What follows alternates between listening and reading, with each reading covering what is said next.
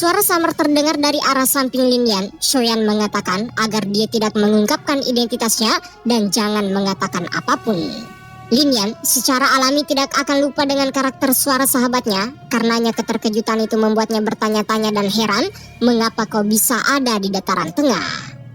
Setelah kemunculan Shoyan membuat lapangan pertarungan acak menjadi pusat perhatian terfokus padanya, cukup banyak penjaga pavilion petir angin langsung bergegas untuk melakukan pengepungan dan bertanya kepada sosok pemuda berjubah hitam yang baru saja datang tanpa diundang, bahwa siapa dirimu, mengapa kau mengganggu kompetisinya. Shoyan menegaskan, menurut aturan dari kompetisi ini, seseorang tidak diperbolehkan menyerang lagi bagi lawan yang telah mengaku kalah. Namun orang ini malah mengabaikan aturan tersebut. Yang dimaksud adalah Wang Chen. Lantas mengapa kau malah menyalahkanku? Ucapan tersebut membuat seluruh anggota pavilion petir hanya terdiam membisu. Namun tidak ada yang bisa mereka lakukan. Apalagi tidaklah mungkin baginya untuk menyalahkan Wang Chen, di mana sosok yang menjadi pelopor latar belakangnya adalah sesepuh tertinggi yang hadir di tempat mereka berasal dari pavilion musim semi kuning. Tanpa diduga, Wang Chen angkat bicara bahwa dia hanyalah seorang sampah yang mengandalkan keberuntungan untuk mencapai level ini. Tidak masalah jika aku membunuhnya. Shoyan membalas, ternyata hanya seperti ini ya kualitas dari orang-orang pavilion musim semi kuning. Alasanmu juga bisa bertahan sampai sekarang hanya karena mengandalkan reputasi pavilion milikmu. Karenanya Shoyan memperingatkan kepada Wang Chen agar jangan terlalu mengandalkan kesombongan. Wang Chen mengetupkan giginya dengan amarah. Di sisi lain, orang-orang yang menyaksikan perdebatan itu malah menyayangkan sikap yang diambil oleh si pemuda bertopeng, dikarenakan kekuatan yang mereka lihat sekarang hanyalah seorang yang berada di ranah Do Huang bintang 8, padahal sejatinya Shoyan sudah berada di ranah Dosong. Percakapan singkat itu langsung dipotong oleh Huang Kuansungsi yang secara alami tiba-tiba angkat bicara mengatakan, sebagai generasi muda, kau tidak memiliki kualifikasi apapun membicarakan seperti apa pavilion musim semi kuning. Memangnya kau murid siapa? Katakan padaku, dengan bisa mengajar murid yang sombong sepertimu, sepertinya gurumu juga tidak berbeda denganmu. Huang Kuansungsi mengukur kekuatan Shoyan hanya melalui ucapan semata, sebelum pada akhirnya keterkejutan terlintas di matanya. Hal yang paling membuatnya kaget adalah seketika dia merasakan aura tekanan luar biasa berasal dari pemuda yang berada di hadapannya. Tampaknya memiliki sebuah kekuatan lapisan api yang sangat-sangat panas, namun dia tidak bisa memastikannya dengan jelas dikarenakan tertutupi oleh banyak penghalang. Shoyan menangkupkan kedua tangan sembari mengatakan, Penatua Huang memandangku terlalu tinggi. Apa yang kukatakan hanyalah sebuah kebenaran. Temanku ini sudah mengaku kalah, namun pihak lain masih saja melancarkan serangan untuk membunuhnya. Bukankah ini telah melanggar aturan kompetisi? Tiga Tuan Dosun harusnya juga melihat dengan jelas dengan mata kepala mereka sendiri, dan aku pikir dengan begitu semua orang sudah bisa menyimpulkan siapa yang benar dan siapa yang salah. Ekspresi Huang Kuansungsi seketika menjadi suram saat mendengarkan kalimat yang membuatnya tidak bisa membalas lagi. Karenanya dia mengatakan kepada Lei Sunsi, selesaikanlah masalah kecil ini dan jangan menghalangi jalannya kompetisi. Lei Sunsi mengalihkan pandangannya ke arah Feng Sungsi dan juga Jian Sungsi sembari bertanya, bagaimana menurut kalian berdua tentang solusi yang harus kita berikan terkait dengan menangani masalah tersebut?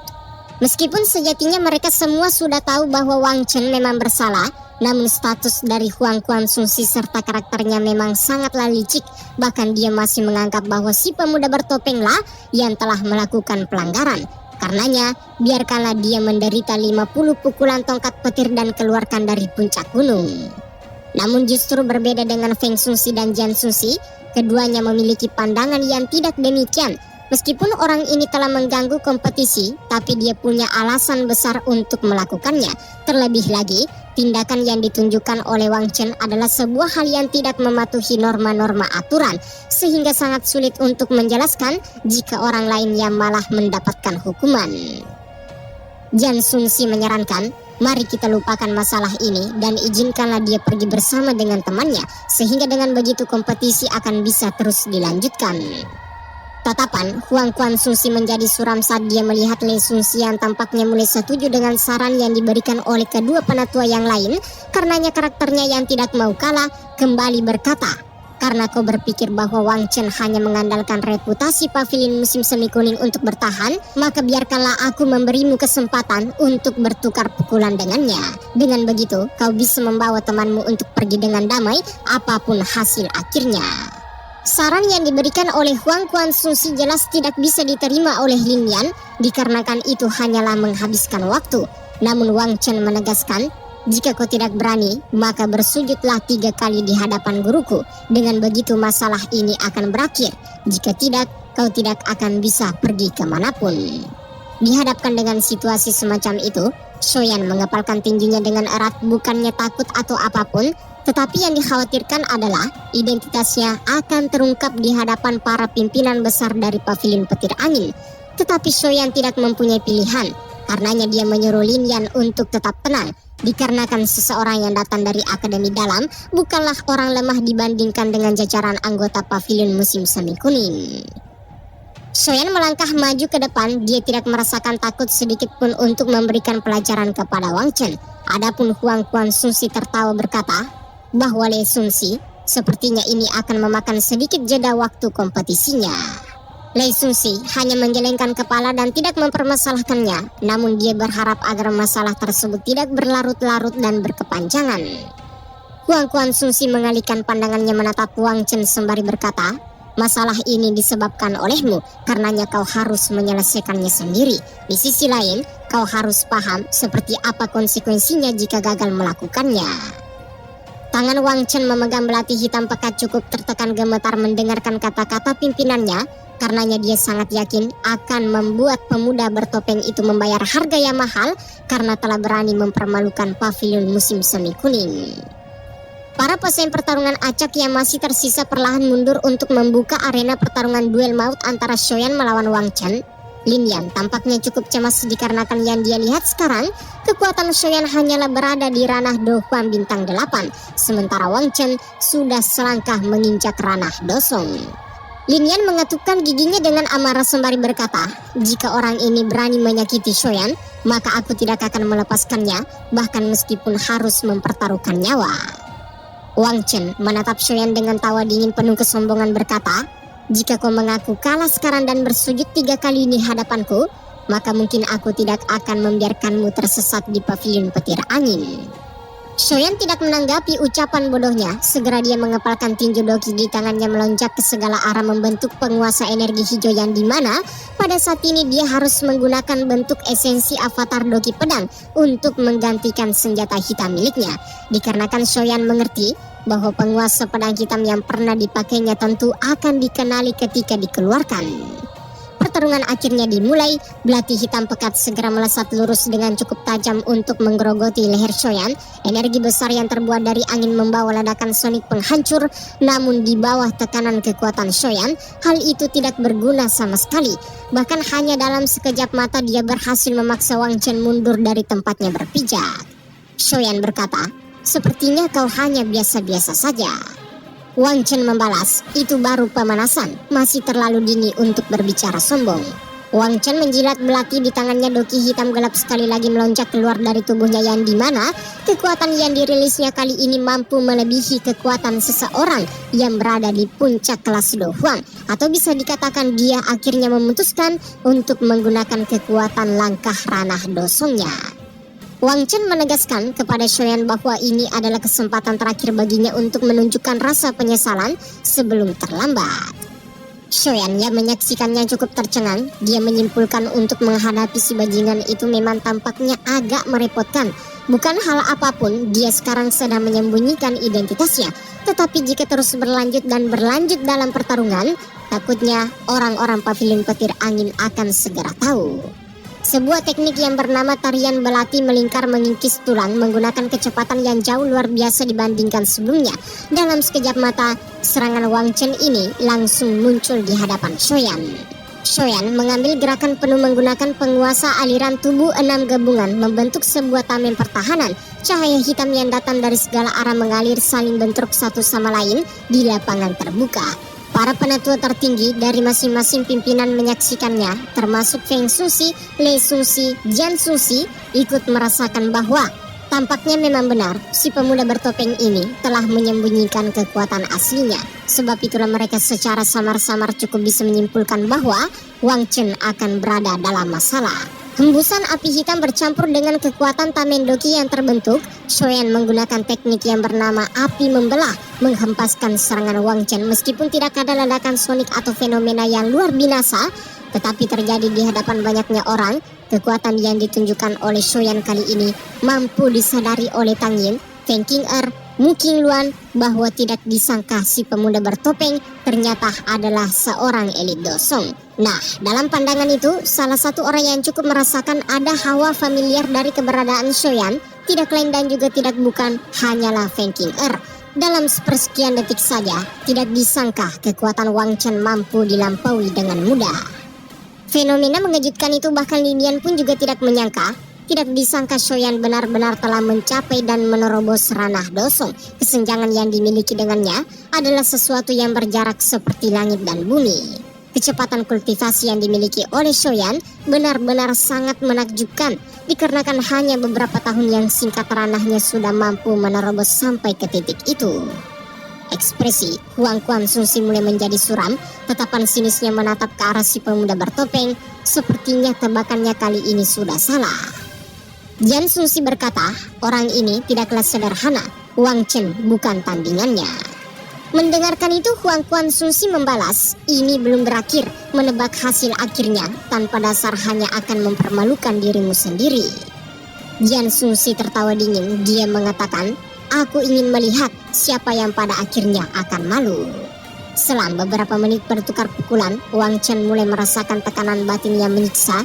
Dia sangat tidak menyangka bagaimana pemuda itu bisa secara tiba-tiba serta-merta menjadi seorang dosong. Padahal kekuatan yang dia tunjukkan sebelumnya hanyalah seorang Do Huang. Perubahan mendadak itu membuat Wang Chen tidak mempunyai pilihan lagi. Sebuah keterampilan darah musim semi kuning akhirnya dirilis. Itu adalah penampakan yang sungguh gila. Energi hitam pekat dengan cepat menggumpal membungkus seluruh lengannya. Sebuah teknik yang diyakinkan sangat kuat berasal dari turunan pavilion musim semi kuning bernama lengan mayat busuk. Shoyan tidak boleh lengah. Gumpalan api surgawi disalurkan melalui tubuh penguasa doki hijau miliknya sebelum pada akhirnya ditembakkan lurus. Dua kekuatan sekali lagi bentrok di lapangan terbuka. Suara terendam pecah. Wang Chen berjuang sekuat tenaga untuk menahan serangan api surgawi. Namun sayang, gelombang rasa sakit menusuk menyiksa tidak mampu membuatnya bertahan dan hanya menghasilkan muntah darah. Kekuatan Shoyan pada akhirnya membuat Wang Chen beruntung tidak mati. Huang Quan-Sun benar-benar tidak habis pikir. Dia perlahan berdiri mengungkapkan niat membunuh dan amarah di wajahnya. Tidak disangka, bocah itu berhasil membuatnya kehilangan wajah di hadapan semua orang. Shoyan mengalihkan pandangannya sembari berkata, aku sudah memenuhi kesepakatan, karenanya tidak ada yang harus dibicarakan lagi. Selamat tinggal. Namun baru saja Shoyan berbalik berjalan ke tepi lapangan, tiba-tiba saja Wang Chen yang sudah babak belur parah, lantas angkat bicara mengeluarkan sebuah kalimat yang mengejutkan. Aku benar-benar tidak menyangka kau berhasil melangkah ke ranah dosong dalam waktu 3 bulan. Sepertinya kau mendapatkan begitu banyak manfaat terbaik setelah keluar dari kolam mata surga. Bukankah begitu, Shoyan? Setelah mengucapkan nama itu, seluruh tatapan tiba-tiba teralihkan kepada Shoyan dengan suara bisikan yang mengungkapkan keterkejutan di wajah para peserta masing-masing.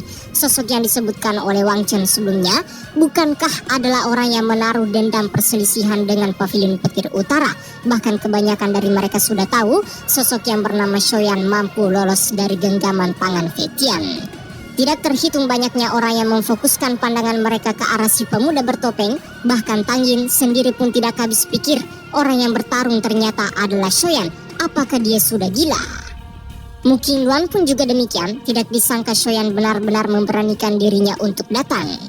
Nah, Lei Xunxi seketika terbelalak saat mendengarkan nama tersebut.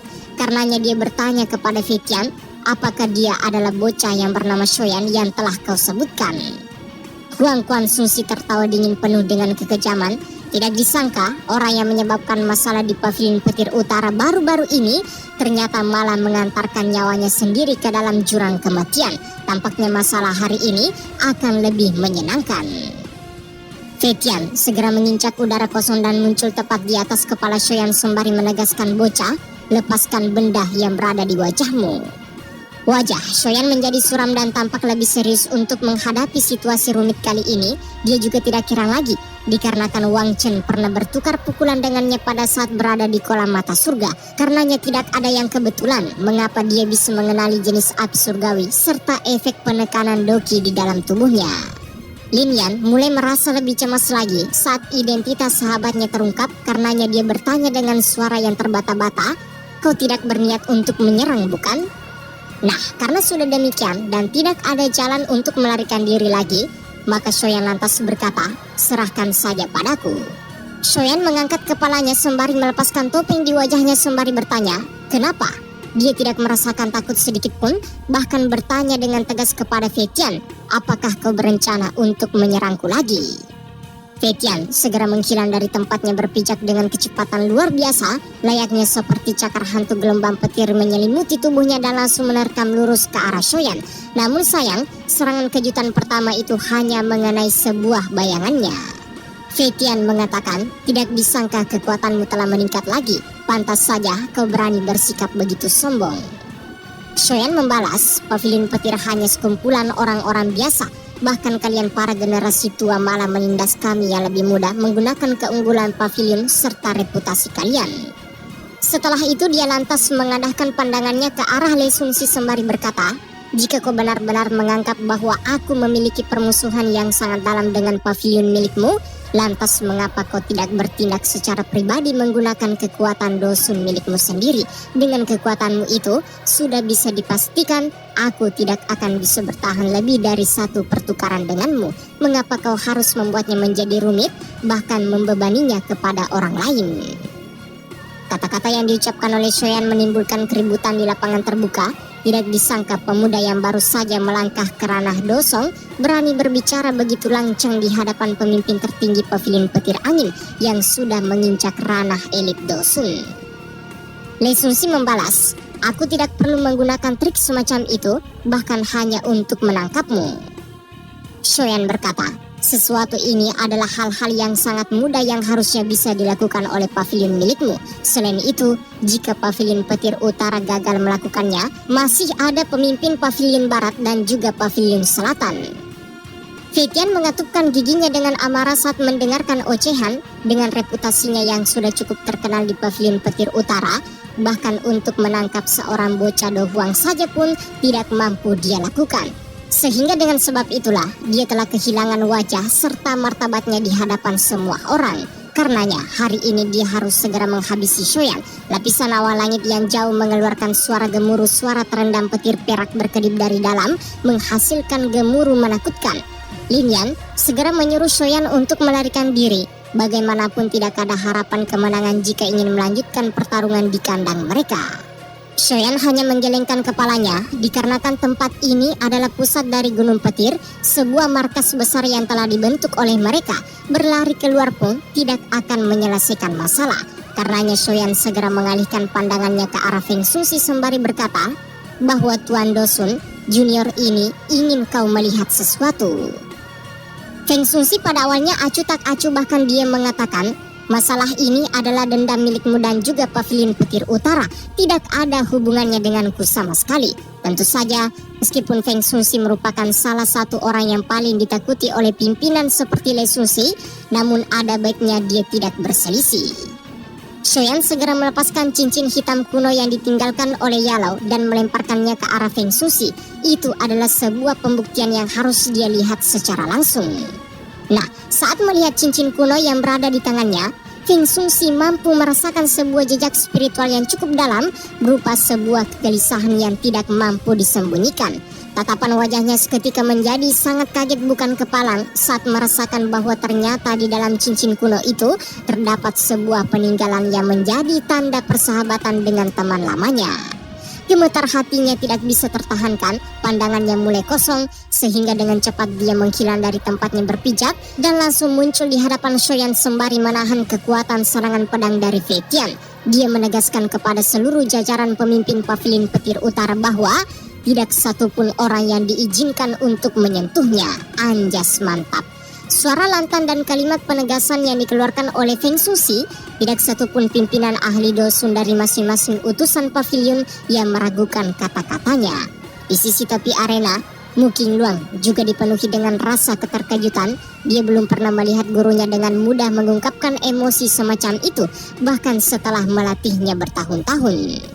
Kalimat yang diucapkannya jelas bahwa masalah tersebut bukanlah masalah yang mudah untuk diselesaikan. Jika pavilion petir angin berani menentangnya, maka permusuhan besar akan terjadi.